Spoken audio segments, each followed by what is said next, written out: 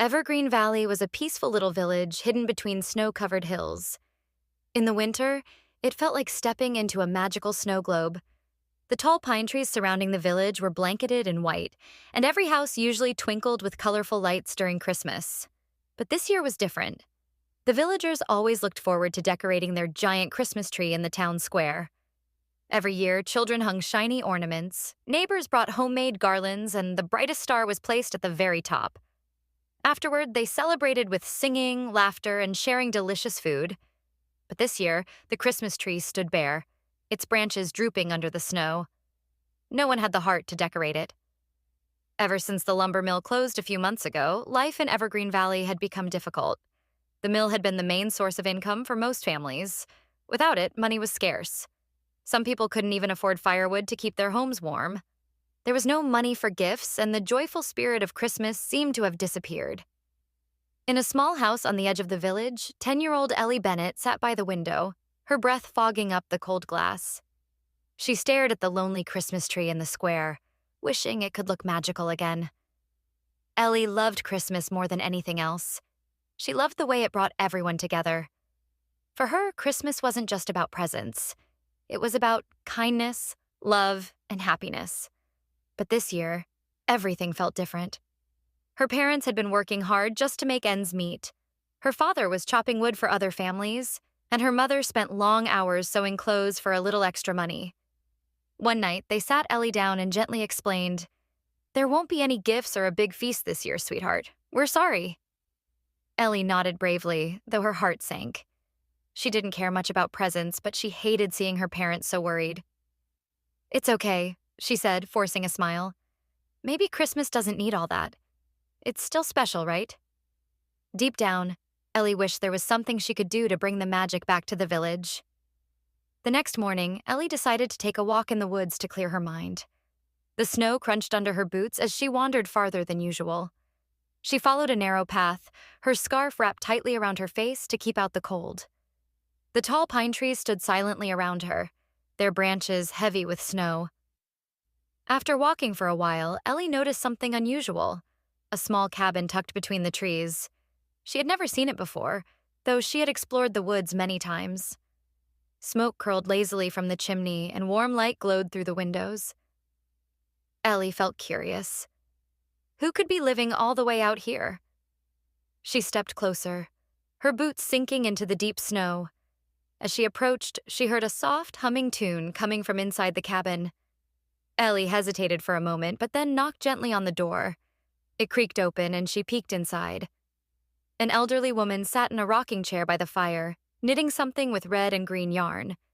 Her silver hair shimmered like frost, and her kind eyes sparkled with a warmth that made Ellie feel safe. "Come in, dear," the woman said with a smile. "You must be freezing." Ellie stepped inside, feeling the warmth of the fire wash over her. "Thank you," she said shyly. "I'm Ellie." "Nice to meet you, Ellie. I'm Miriam," the woman replied. "What brings you out here on such a cold day?" Ellie sat down on a small stool near the fire and told Miriam everything. She talked about the bare Christmas tree in the square, the sadness in the village, and how her family didn't have enough money to celebrate. As she spoke, her eyes filled with tears.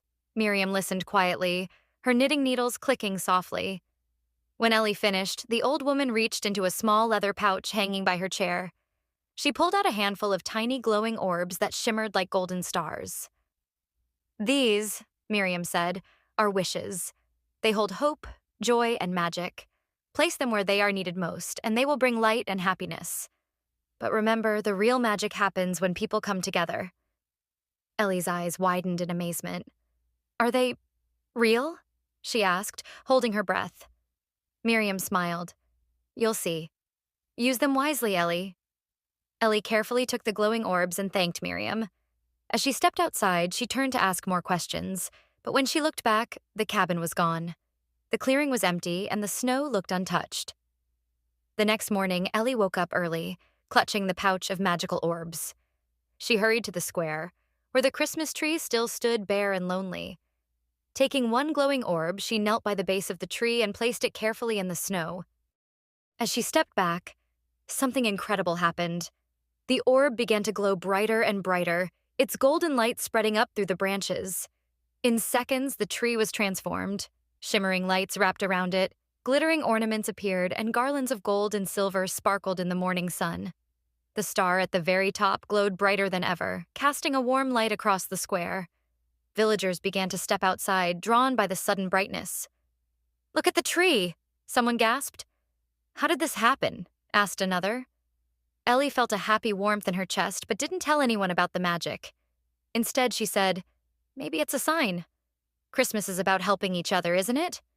If we all bring something, food, decorations, or just kindness, we can make this Christmas special again." Her words touched the villagers.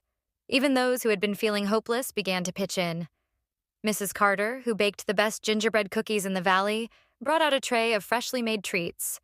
Mr. Olson, the toy maker, rummaged through his workshop and found old wooden ornaments he had carved years ago.